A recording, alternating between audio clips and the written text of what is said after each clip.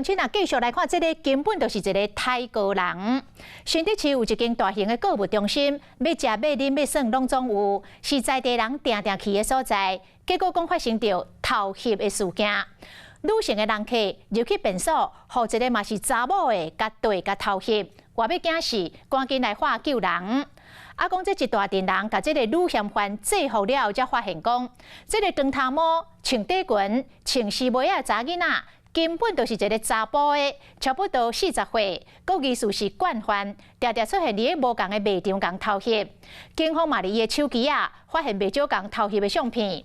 目前人已经互逮捕，移送法办。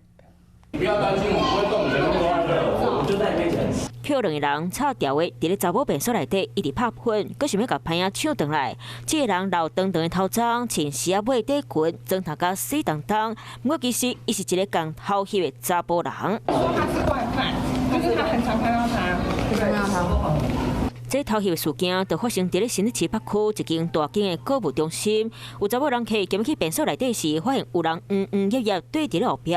上便所时嘛，发觉隔房顶有人伫咧偷袭，赶紧向伫咧路口等待先生求助，大家才做伙甲嫌犯抓起来。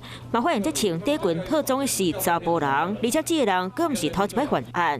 警察伫咧伊的手机内底发现愈侪偷袭的相片。经查系一名40岁的男子，全案依刑法的妨碍秘密罪。移送新竹地检署侦办。那警方也立即的配合卖场人员，检视相关的处所，防范类似的情形发生。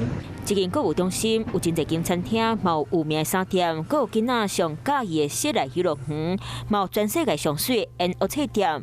每个礼拜拢会上真侪人来遮佚佗度时间。一摆所有偷袭的地哥，加做是小姐伫咧犯案，嘛有真侪人拢感觉有够可怕。晚间9点，邀请您与世界同步，60分钟掌握全球脉动。World News 9，陈雅玲世界晚报给您崭新视野。